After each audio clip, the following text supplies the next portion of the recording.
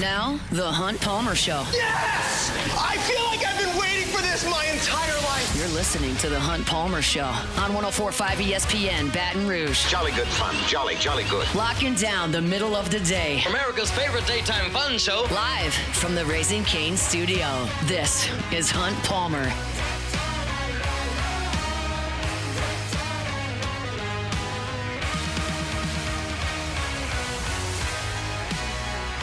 Hour 2, Tuesday edition of the Hunt Palmer Show, 104.5 ESPN Baton Rouge. Appreciate you hanging out with us. Hope your work week's off to a good start. So, we want to remind y'all, we'll have sports trivia tonight over at Court to Table on Burbank. 8 o'clock, we start up. You can win gift cards, $25 for every round. There's 5 rounds. There's some serious coin to be had over there. Plus, awesome drinks. They got great margaritas over there at Court to Table. Got fantastic food as well. Have hoops on TV. Get you out of there before 9:30 every Tuesday. So if you're looking to do something this evening, want to get some good food and maybe win some gift cards, you can do that at Court to Table. We'll be there starting up at 8 o'clock on Burbank. Hope to see you out there. You can come by yourself or grab a team and come make a Tuesday night out of it. We always have a good time and looking forward to being out there tonight at Court to Table. All right, Sharief Ishaq in 30 minutes. We'll talk some Saints with Sharief. But as I've been doing the last couple of days on LouisianaSports.net and the last 2 days on the show, going through LSU's baseball team position by position, kind of giving my thoughts on where things stand. We talked about second base yesterday. We're going to go over to the other side of second base here and the other side of the double play combination and go to shortstop where you know what you've got. You've got Stephen Milam. I'm going to say something that's going to sound extremely homerish, and I mean it. And I don't think it's unreasonable. I think I would be in the vast minority. But I'm comfortable taking Stephen Milam over every shortstop in the country this year. And I realize what I'm saying. Probably more so than a lot of you that are listening, because I don't think a lot of you that are listening spend too much time concerning yourself with all the other shortstops in the country. It's a lot. And a lot of folks just focus on LSU, and that's a good thing. But Rock Chalowski is going to be a top 5 pick, could be the number 1 pick in the draft this year. He's UCLA's shortstop. You'll remember him from last year. He's a superstar, no question. Elite, smooth defender, big arm, great bat, can hit for power. He's awesome. Justin LeBron is a super talent over at Alabama, no question about it. It's a guy that's going to be a first-round pick. Tyler Bell at Kentucky was a huge high school recruit. They got him to school at Kentucky, and he is a freshman last year. Had a really nice year. Hit a hair under 300. Hit the ball out of the ballpark for 10 home runs, and had a great year. Stole 11 bases and played good defense. Chris Akopian's coming over to Texas A&M at Maryland last year. He hit 375, and he hit 14 home runs. So, yeah, good players. All those guys except Chalowski are in the SEC. I like Milam. And I would take Rock Chalowski in a heartbeat. I would take Chris Akopian in a heartbeat. I would take Tyler Bell in a heartbeat. LeBron, I didn't think was great last year. He struck out a ton. But Milam wasn't great last year, and I'll get into that. But I think Milam's going to have a monster year this year. Monster year. And it all goes back to last year in the SEC tournament. You're probably aware of this, but maybe not to the number. Stephen Milam was statistically LSU's worst offensive player in SEC games last year. He hit 211 with a 295 on base percentage. Both of those were the worst on the team among regulars. 211 with a 295 on base. And in Hoover, LSU was playing Ole Miss and couldn't score. This game they ended up losing 2-0. Got him eliminated from the SEC tournament. And LSU was looking for a spark, and they pinch hit Josh Pearson for Stephen Milam. Keep in mind, Josh Pearson hits left-handed. Stephen Milam is a better hitter from the left side and would offer a right-handed option. So they just took him down on that. Jay Johnson just took him down in that spot. And I'm told Stephen Milam did not like that. Well, he didn't play in that game. Obviously, he'd been taken out of it, and LSU didn't play again in Hoover. The rest of the games that year were in the SEC tournament. Sorry, the NCAA tournament. And Milam in NCAA tournament, after playing 30 games of SEC play, hitting 211 with a 295 on base, in the NCAA tournament, he hit 385, 174 points higher, with 5 doubles, a grand slam, and a team best 13 runs driven in. That is the Stephen Milam I know you can get. That is the Stephen Milam who, as a freshman, was LSU's best hitter down the stretch in the Chapel Hill Regional with junior Tommy White and sophomore Jared Jones on that team. He was the best one. He was the best hitter at the end. And for some reason, for 30 games last year, he just lost it. I don't think he's going to lose it anymore. You consider his offensive profile, and you consider the year he had last year, which was bad. He had a bad season last year. He made up for it in spades in the postseason. But for 56 games, he wasn't good. Wasn't to his standard. Even in that year,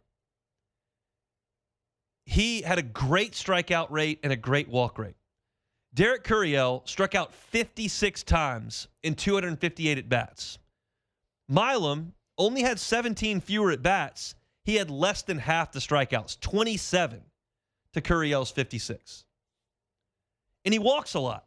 He was second on the team in walks behind Curiel. You know he's got a small strike zone. You know he's got a flat bat. He hits a lot of line drives. He has a good eye. He just grounded out to second and popped up too much last year. And that vanished in the postseason where he found his groove. And I think you're going to get that this year. Milam hit fourth in the opener of the College World Series last year against Arkansas. He hit third the rest of the way. So against UCLA, Arkansas, Coastal, he hit third in those games. I think he's going to hit third on this team. And I think he's going to be a star. Because he's motivated by his draft year. And I think maybe for the first time in his baseball life, he had in-game adversity last year. Now, keep in mind, and I saw this firsthand. This is not source. This is, I watched it. He was awful in his first fall. In the fall of 2023, he was awful. Now, in the spring of 24, in his freshman season that counted, he was great. But there was adversity in that first fall. And Jay Johnson sent him back to Las Cruces with a checklist of things to do, and Stephen Milam came back and was ready to roll. And it showed. I think he stays in the 3-hole. He can hit second. He can hit fifth. The beauty of Stephen Milam is because he's a switch hitter, because he hits a lot of line drives, because he absolutely will hit for power, he fits everywhere in the lineup. You want to hit him first? You can. You want to hit him second? You can. Third? You can. You want to put him in the 8-hole? You can. They did it on opening day last year. I wouldn't do it, but you can. He can protect people. He's got enough power to do it. He can get on base in front of power hitters. He's got a good eye and a good enough bat to do it. He is as versatile a piece as there is in this LSU lineup. And I think he hits third on Friday of next week, and I think he's got a monster year. And I would absolutely take Rock Chalowski as LSU shortstop this year, but it's not a slam dunk. Like, I would be happy if he was. I shouldn't say I would absolutely take him. That sounds like I'm dismissing Milam. I would be comfortable with Rock Chalowski playing shortstop with LSU.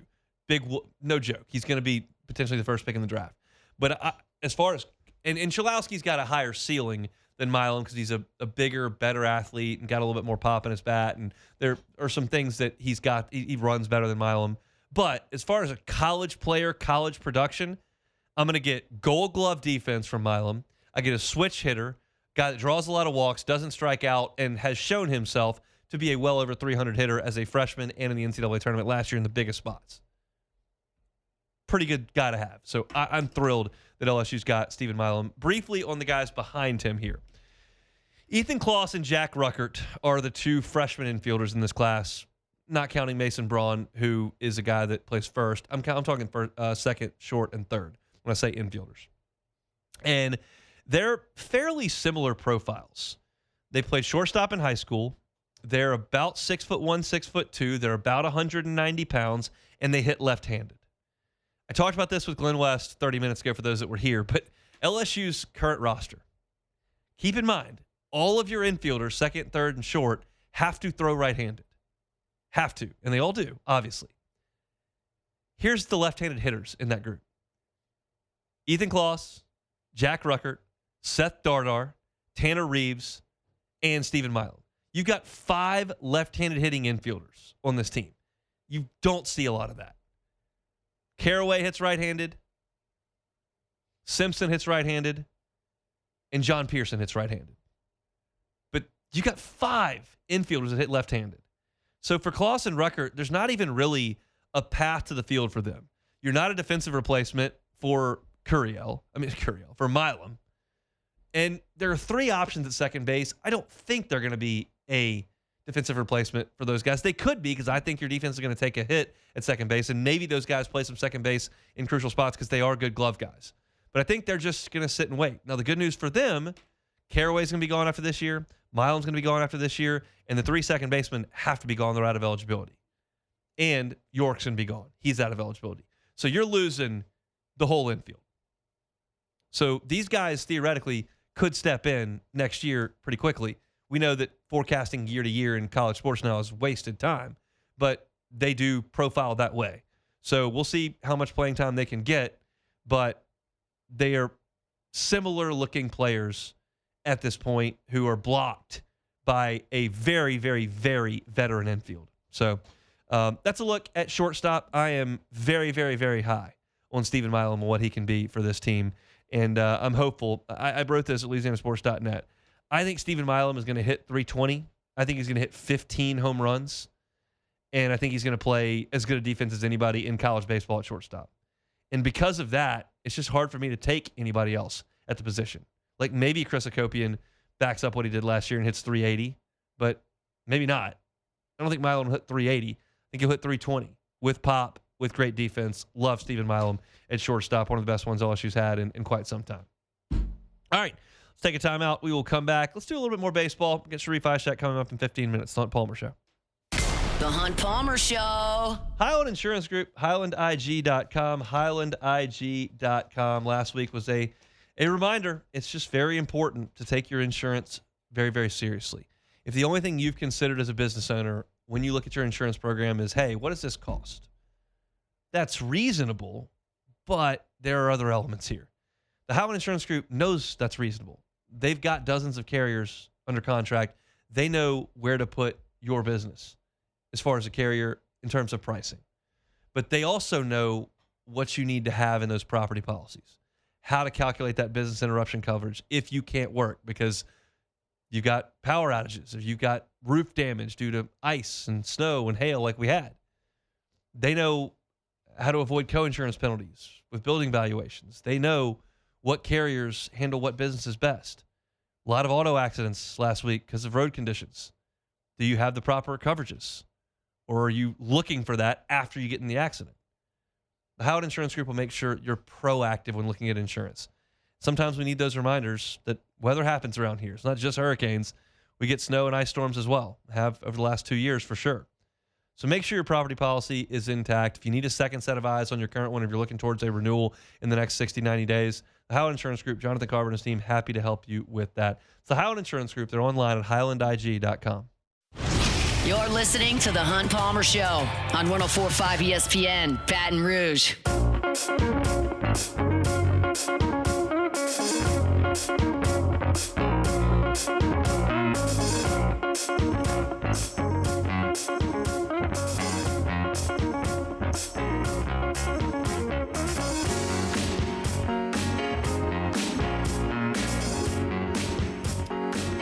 Talk some black and gold with Sharief Ishaq coming up in 15 minutes. Reminder, our Tuesday shows always involve a little talk about Lifetime Roofing. LifetimeRoofingLA.com is the website, LifetimeRoofingLA.com. They are so thrilled as of January 1st to let you know that they've got a lifetime workmanship warranty. Lifetime workmanship warranty. Just don't find that all too often. And they've got it. They've got an incredible team there, and it's a growing team at an awesome facility right there off of College Drive. It's a Baton Rouge-based company that is happy to help you out wherever you are in Louisiana, also over to Houston. They've got financing available. I know that sometimes a new roof can be intimidating. If you're looking to sell your home and you need a new roof on that to help the resale value, well, they can do that for you. They do resale roofs, and they can do financing 0% up to 18 months. They can also finance a deductible. If you're working in that direction, looking to get a new roof, but you've got a 2% wind and hail or a 2% named storm, and you're looking to get something done from that perspective, well, they can finance a deductible as well. Just reach out to them at lifetimeroofingla.com. I also want to let you know that they're actively hiring, and they're one of the only legitimate W-2 roofing companies in the entire state. If you're looking at this as an opportunity to get in and start a career, you can do that with the folks at Lifetime Roofing. They are online at lifetimeroofingla.com. All right, so I wanted to talk about first base here briefly with the LSU baseball team. We talked second yesterday, talked shortstop there in the last segment. First base is interesting for a few reasons here. Zach York's the name you'll hear, and I've talked about Zach York a lot. He's going to be a fan favorite. He's a huge personality, and he's a really good hitter. And he's going to hit. I went out a bunch of times in the fall, and I just was really impressed with the totality of his offensive game. He takes pitches. He's got a really quick swing. This is not just because their body type is bigger than most baseball players, but there is some Kyle Schwarber in his swing. It's quick and it's short, but because he's strong like Kyle Schwarber, he can catch the ball out in front of home plate and drive it out of the ballpark. But he also has no problem spraying the ball the other way. He has no problem hitting the ball hard on the ground, and he has no problem hitting the ball the other way with authority into the gaps. It's just a complete offensive game. I just saw a lot of that from him. In one scrimmage I saw in the fall with Zach York, he hit a home run over the wall in right center field and a ringing line drive single into the left center field gap that got cut off by a speedy outfielder, but it was hit with authority the other way with a very different swing than the launch home run to right field with hitting the ball the other way. Just very impressive stuff. And you saw that from him at Grand Canyon. His strikeout numbers were low. His walk numbers were high, and he's going to be a really good player for LSU. The question is, does he handle all of the reps at first? And that's something I want to see. I could envision a scenario where Seth Dardar really plays well. You're talking about a guy that led Kansas State, an NCAA tournament team, in hitting last year. Maybe he's playing awesome. He's got to be in there at second base. But Braden Simpson has played well as well, and maybe you want to get him some ABs. This is a guy that hit .390 at High Point last year with 22 homers and stole some bases. You don't just want to stash him on the bench. Maybe you want him to play a little bit as well, and maybe at that point York DHs or is out of the lineup that day. Like I don't think they're pulling Zach York out of the lineup. I think he's that good offensively, but there are more veteran offensive players on this roster than 9. There are more than 9. You've got Aaron Beatty, you've got York, you've got Simpson, you've got Reeves, you've got Dardar, you've got Milam, you've got Caraway, you've got Stanfield, you've got Curiel, you've got Brown. That's 10. And that doesn't include John Pearson. It doesn't include Mason Braun, I'm going to talk about in a second. It doesn't include Daniel Harden. There is depth on this team, and we have seen Jay Johnson platoon. We saw it in right field last year. Does he look into that at first base, or is York so good he can't? I don't know the answer to that. I see York out at first base every day in the fall and the spring, and I think he's going to play that position. But maybe you feel like you want to get Caraway's bat in there and Dardar's too hot to take out. I would bet against it. My thought is that Zach York is your full-time first baseman. My thought is that he'll start nearly every game there. But it's interesting. And here's the layer to this that I had not really considered until about 2 weeks ago. Mason Braun might be too good to sit. Go, who's Mason Braun? Not sure who that is. I can help you with that. Mason Braun, true freshman, first baseman from South Bend, Indiana. When the draft process was rolling around, I was in Omaha for 2 weeks, came back briefly. We went to Atlanta for media days, and that's when the draft happened. And I was writing about the draft and who LSU was trying to get through from the high school ranks. And I talked to a source in the program about all these players in the draft class. And when I got to Mason Braun, I said, okay, I know left-handed hitter, not a big physically imposing guy. And before I could get through like kind of what I thought and what I had in my notes, my source inside the program said, he rakes.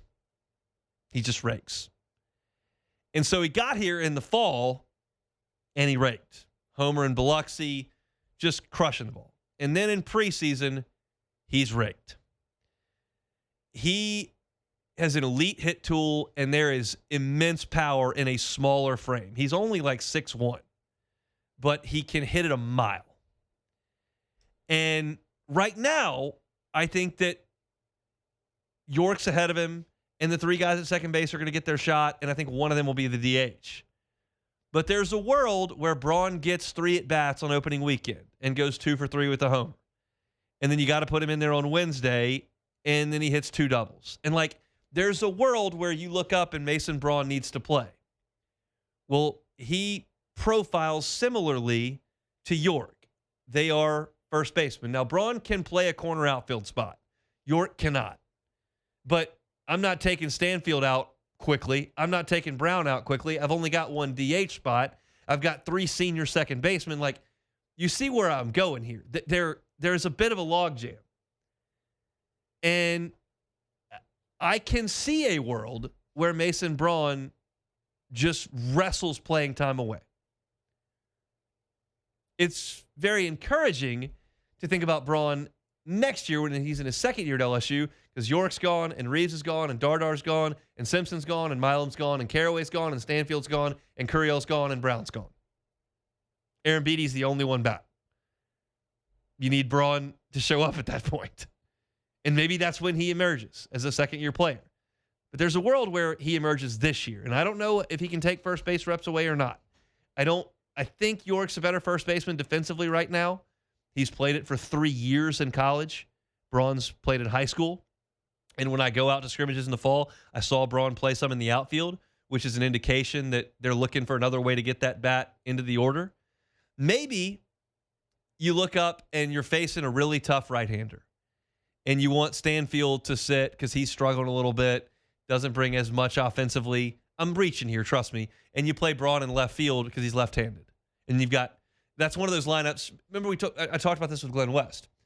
You could put a lineup out there that's got a left-handed hitter in York at first, left-handed hitter in Dardar at second, left-handed hitter in Milam at short because he's switch hitter, left-handed hitter in left field in Braun, left-handed hitter in center field in Curiel, left-handed hitter in right field in Brown, and a left-handed hitter DH in Reeves. Like, you could do that. You would have 7 left-handed hitters in that lineup with Aaron Beatty and Caraway as your right-handed hitters. And maybe that's the way he sneaks in. I'm not in a hurry to take Chris Stanfield out of the lineup. He led the SEC in doubles last year. He's a 3-year proven commodity in the SEC. And, oh, by the way, I mentioned tough right-handers. He got 2 hits off Paul Skeens as a freshman. So, I'm not in a hurry to take him out of the lineup, but I'm just workshopping preseason talk here. How do you get Braun in there if he needs to be? Maybe he doesn't. Maybe he goes out there and he gets 3 chances in the opening weekend. He goes over 3 with 2 strikeouts, and we're not having much of a discussion entering the second week of the year when they go to Jacksonville. But at this point, all options are on the table, and there's competition. And at first base, I can lay out the statistics of Zach York, and you can kind of get a feel for him. Mason Braun's a wild card, and I would not dismiss him as that wild card. I don't know how much John Pearson factors into things right now defensively. I think he's a DH against left-handed pitchers because, as I mentioned, there's a lot of left-handed hitters in this lineup. If you need to get a right-hander in there, Pearson can help you with that. York and Braun cannot. But defensively, there's only so many places, and there's a lot of talented guys that could demand some playing time. So first base is interesting. I wrote about it yesterday at LouisianaSports.net and continue to talk about it as we get inching closer to opening day. We'll talk some third base on tomorrow's show. We'll drop baseball there. We'll come back, talk some Saints with Sharief Ishaq next. The Hunt Palmer Show. Swing Easy Golf Club in Baton Rouge. SwingEasyGCBR.com is the website. SwingEasyGCBR.com. Great place to work on your game. Actually, the weather's warm today. It would be a great time to go out and hit some golf balls. But, that's not always the case, and it still gets dark really early. So you want to knock off work and go hit some golf shots, work on your wedge game, work on your drivers, work on your long irons. You can do that at Swing Easy Golf Club. They've got incredible technology there. You can see the path of your golf ball. You can see where your club face connects with the ball. You can see your swing speed. You can see your club head speed. You can see the ball speed, your carry distance, all those numbers. And you can hit a lot of shots in your individual bay, crank some tunes, get that bucket of beer delivered, get a membership. It's a place you can go at lunch, a place you can go to entertain clients after work.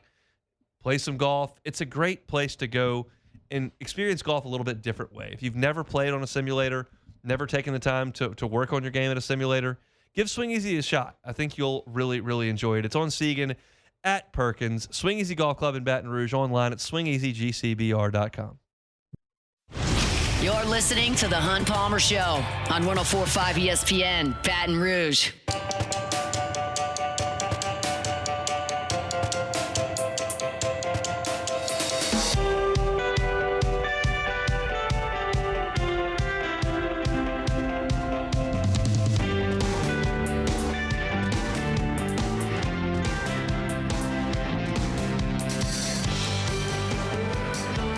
Reminder, Matt Moscona anchoring our Super Bowl coverage from San Francisco starting tomorrow, Wednesday, Thursday, Friday. Matt will be there. Lots and lots of interviews expected to get some content from the LSU guys that are there. Caleb Von Chason and Kayshawn Booty and Will Campbell among those in attendance. So Matt flew out earlier this morning, and they will be there the rest of the week. Musa will have his AFR today. Matt will crank things up starting tomorrow. Sharief, Ishaq, WDSU down in New Orleans. Good enough to give us some time here on this Tuesdays on the Jim's Firearms Hotline. Sharief, how are you? Good. Funny enough, you mentioned Matt Moscona because we all flew here on the same flight. We just got here. What's your plan? My plan is to do a lot of stuff on Media Row tomorrow, the honors on Thursday for Drew Brees. Yeah, let's talk about Drew Brees. What's his schedule look like, and kind of what are the festivities? You know, I think that he's probably going to make the rounds at Media Row tomorrow. Probably talk to the national people. Probably try to catch up with some of us local people. There's only going to be 3 or 4 of us here, localized, just 2 TV stations. But he'll probably make the rounds tomorrow. Ishaq is making the rounds tomorrow. I'm just a few of the Saints, DeMario and Cam, they're all here. But Drew's going to make his rounds, and then Thursday he walks the red carpet, and then around, I guess, 7:30, 8 o'clock Central Time, you'll hear that he's the first ballot Hall of Famer. It's been crazy to see the results leak on the negative side with Belichick and Kraft and all that, but you obviously make the assumption that Drew will get in. Is it easier for Saints fans to swallow now that they think they might have their next franchise quarterback that Drew? It's like it's a bitter thing. It's like, oh, we don't have him anymore. Now that you feel like you have your next quarterback, maybe a little bit more cause for celebration as Drew goes in. Yeah, you know, it feels really good. I mean, it's awesome for the Saints fans to know that at least through the end of that season, they saw a glimpse of what they could have, and there's some hope. And, you know, you don't have to keep looking back on the Drew Brees years, which there's nothing wrong with doing, looking back at those 15 years of success under Drew Brees. But now you have like that glimmer of hope. You're like, all right, we have Tyler Shuck. Now we can start moving forward and talking about him. We don't have to talk about what happened in the past with the quarterback before Tyler Shuck.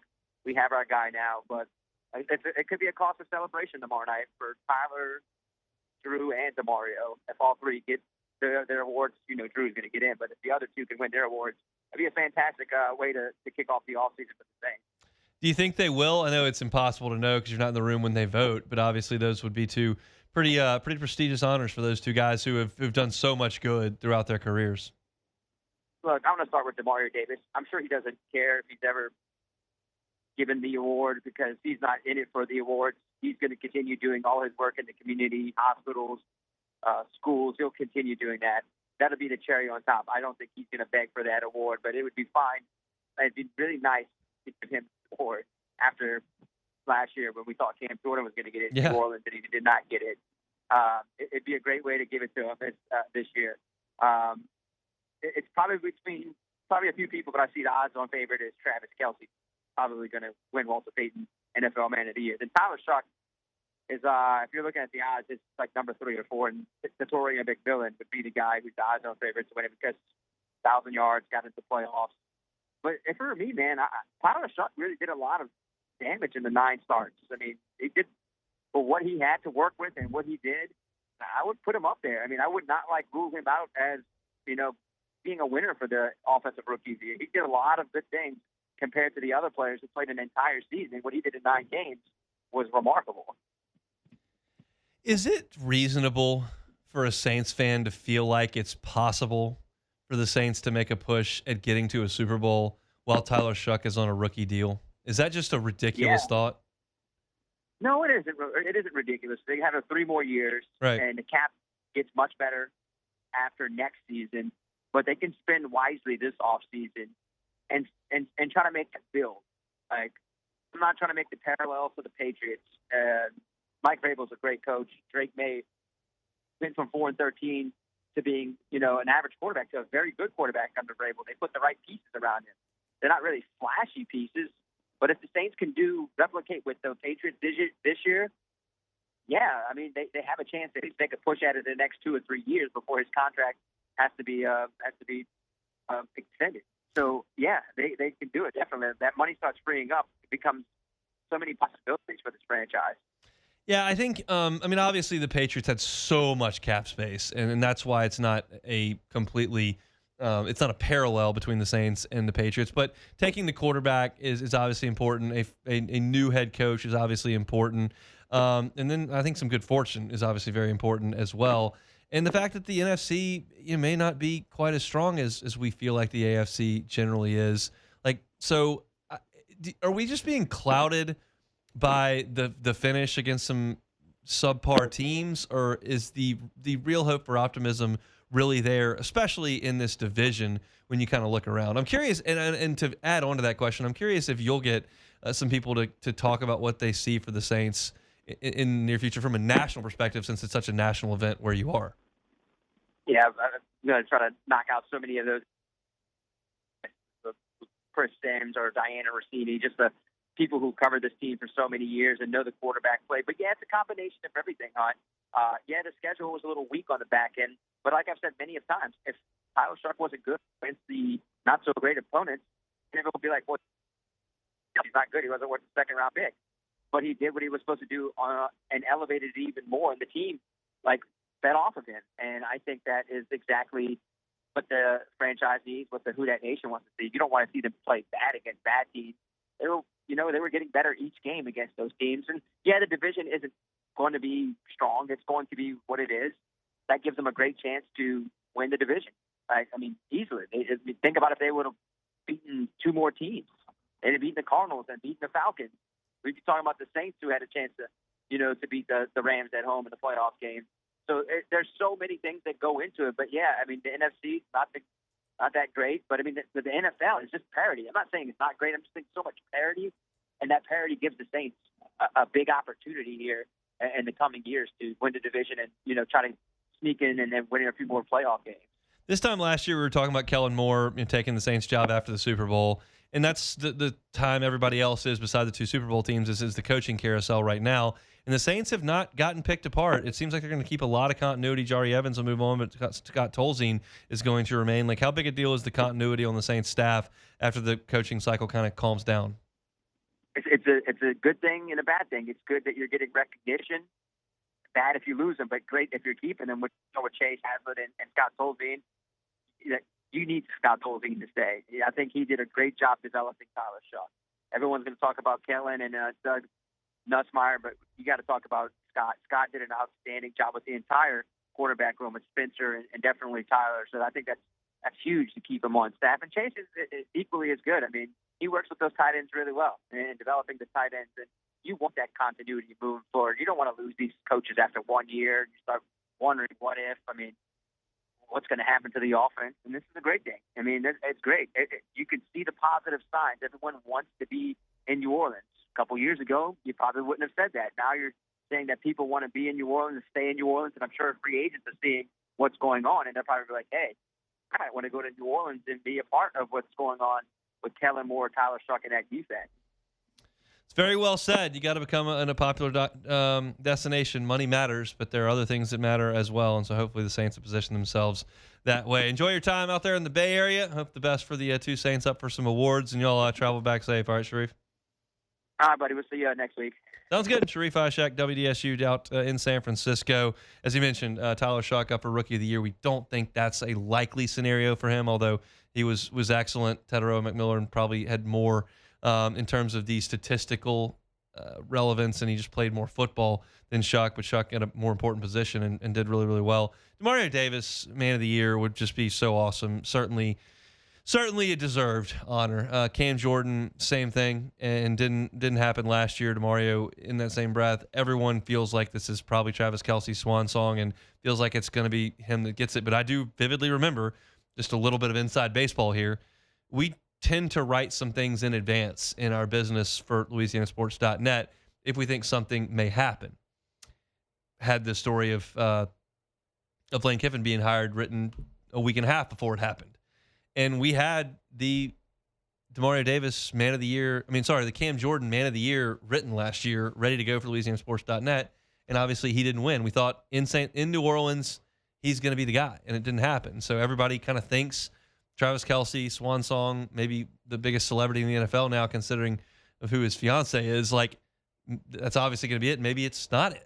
You never really know. It's a vote, and if you don't know the vote, you don't know what happens. But two guys that I think are very deserving of those awards, maybe they go 0 for 2, wouldn't take away from what they've accomplished. Demario in the community and as well as he's done in the city of New Orleans, and certainly Tyler Shuck on the football field for the final month of the season last year was excellent for New Orleans. So we'll see.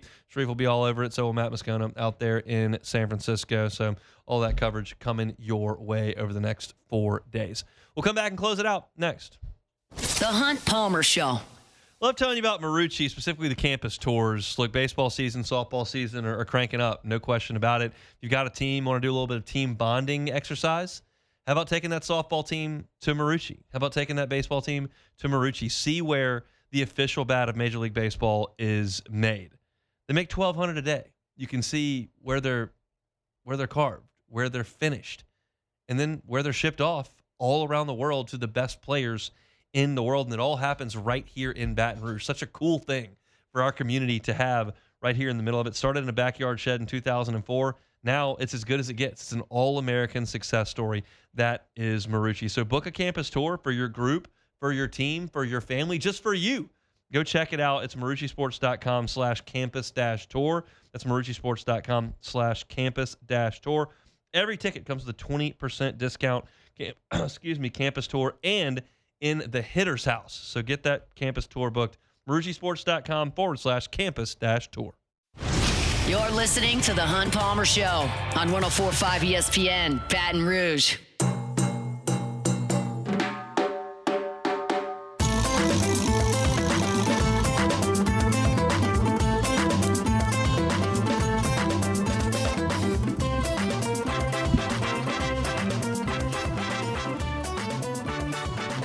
Reminder tonight, sports trivia, 8 o'clock at Court to Table on Burbank. You can play some ping pong, play some cornhole, play some pickleball, win some gift cards playing sports trivia over at Court to Table. Always have an LSU football round. We will have one of those this week. There are 5 rounds. You can win $25 in each and every round, or you can win 30 minutes of pickleball court time for second place in each round. We always have a great crowd. Hope you'll come out tonight, get some great drinks, awesome food, watch some hoops, and win some gift cards. Court to Table, great spot. If you have not been, come see us tonight. 8 o'clock. We'll have you out of there before 9:30. It's always a great time on Tuesdays. We'll be out there tonight at 8 o'clock on Burbank at Court to Table. All right, tomorrow's show, looking forward to it. It'll be a What If Wednesday. We'll talk to Dr. Jeremy Burnham from Oxford tomorrow. We moved those over to Wednesday moving forward as opposed to Mondays, where we had them. And we're going to talk third base for LSU tomorrow. And we're getting closer to the Super Bowl, so we got to bring that up as well. Plenty to do on tomorrow's show, so looking forward to that. For today's show, all we got left is we'll take it or leave it. Take it or leave it. Take it or leave it. Today's hottest stories in sports, news, and sometimes even Hunt's life. The question is, will he take them or leave them? Okay, we're going to start it off with, I feel like we just keep talking about the Hall of Fame, but of course something bonkers happened again. So Yep. Adam said the reporter earlier today that Robert Kraft didn't receive enough votes to be inducted into the Pro Football Hall of Fame. So is the Hall of Fame voting a joke? We already know. Take it. We're just going to take it. I'll take it. I mean, I don't know what Robert Kraft's supposed to do. I guess you don't like the fact that there were some legal things that were going on. Whatever. I just don't care. I don't care. It's about the game. He's an owner. They win the Super Bowl every 20 minutes. I think that deserves something. So, and to his credit, moved on from Belichick, got the first hire wrong, got the second hire right, they got the quarterback right. Now they're right back at it. These Hall of Fame voters are sanctimonious. They're high and mighty. I just don't have a lot of use for it. And I don't think it's going to change because some of the baseball guys are the same way, and certainly the football guys feel that way right now as well. It's silly. It looks very, very foolish, but these guys would take a lot of pride in that. So it's just different motivations for different folks, I guess. Yeah, but it's at this point, nothing surprises me. So the official World Golfing Rankings will award world ranking points to the top 10 finishers in the LIV Golf League events for the first time this season. LIV Golf events will be ranked as small tournament fields with a point distribution cutoff. Golfers who finish outside the top 10 won't receive world ranking points, which won't be redistributed to those in the top 10. So is LIV making a comeback? Take it or leave it? I'll leave. They're complaining. Beggars being choosers here. They're saying they don't like the impact they got there because it's not equitable with the other tours in the world. Newsflash, the other tours in the world are a meritocracy. They get in based on you earning your way through qualifications to play in the tournaments and compete. These guys got in with blank checks. Yeah. So that's not the same. Your league's a joke. Everyone knows it's a joke. I do get a big kick out of watching LIV send out its formal complaint on Twitter and watching all the responses being like, shut up, y'all need to just go back where you came from and don't complain when you shouldn't have gotten anything. So I wish they would have gotten nothing. I would prefer they get nothing, but hopefully a couple more stars bolt and the whole league collapses or just continues to spend money on bad players that no one cares to watch. That would be good too. Well, I will say this. It's interesting to see like this whole dynamic going back and forth because, like I said, people like you that are just get LIV out of here, yep. And then you have like a small corner that hopped on the train too early and then don't want to like hop off the train no more. Well, they should hop off because it's a bad train. Unless they're getting hundreds of millions of dollars, true. Hop off the train. It's true. Okay, so James Harden made history last night. He made history as the first player in NBA history to have a trade request go through in the middle of the game. So last night, as the Clippers were playing the 76ers, news broke in the middle of the third quarter that James Harden is requesting a trade out of Los Angeles because he has 2 years left on his $82 million deal, and he wants more years. He's 36 years old, by the way. So yeah, James Harden asking out of the Clippers again, basically. First time we've ever seen a trade request in the middle of a game. So, I mean, take it or leave it, I guess. I don't know. I don't know if you want to take this. I'm done with James Harden. I'm done with Mike Conley, who just got traded. I'm done with these guys who were really good 8 years ago. And the NBA is just like riddled with trade requests. That's all the NBA. It's like either play for the Thunder or the Spurs or you're requesting a trade. It's a rite of passage. Yeah, it's just you got to request a trade. Only guy that doesn't request a trade is Steph Curry. Yeah, that's a bit of best I can tell. These guys stick around so long. They make so much money. At the end of the line, they're just not relevant players anymore. Like, I realize Harden, they made a run a couple years ago, but like I got no use for it. But keep in mind, is what you just said, they make so much money. Yes. He has a problem with his current contract of a 2-year deal of $82 million. Yeah, I got to get more than 40. That's not enough. You know what I'm saying? I'm 37. I need more than $40 million a year. Exactly. To go flop, draw a foul, and shoot threes. That's my biggest gripe is we're talking about he wants more years out of a 2-year. I saw a take the other day that James Harden ruined the NBA. His style of play ruined the NBA. I think the NBA ruined the NBA by itself by awarding that style of play, by the referees awarding. I can't say it's a lot of things that ruin the NBA. First of all, you want to talk about ruin the league. Kevin Durant, when he went to the Warriors, that's where it all stems from. That move right there. Got that ring. Yeah, I'm about to say that move right there was Lost just like Achilles.